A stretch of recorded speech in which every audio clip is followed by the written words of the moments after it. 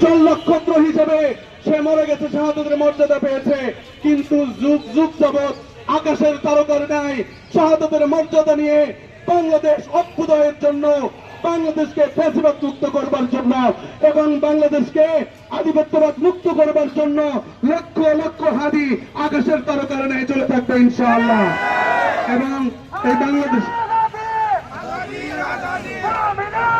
এবং আমি বলতে চাই, এই হাদির রক্তে রঞ্জিত বাংলাদেশ কোনদিন শহীদের রক্ত পেতে হয়নি। এই হাদির রক্ত ইনসাফের জন্য বিসর্জন হয়েছে। এই হাদির রক্ত বাংলাদেশের স্বাধীনতার জন্য বিসর্জিত হয়েছে। এই হাদির রক্ত 18 কোটি জনগণের পক্ষ থেকে কোরবানি হয়েছে। এই রক্তের জায়গায় বাংলাদেশে ওই রক্তের ভিতর থেকে ইনসাফ প্রতিষ্ঠিত হবে ইনশাআল্লাহ। আমি সংগ্রাপ্ত জনতা এবং তরুণদেরকে অসংখ্য মোবারকবাদ জানিয়ে, আজকে ধন্যবাদ জানিয়ে আমি আমার বক্তব্য শেষ করছি। ওমা আলাইনা ইল্লাল বালাগ। আসসালামু আলাইকুম ওয়া রাহমাতুল্লাহ।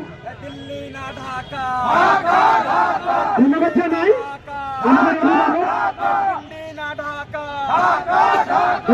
আমাদের অভিভাবক, আমাদের ইমাম মনোয়ার হোসেন সাহেবকে।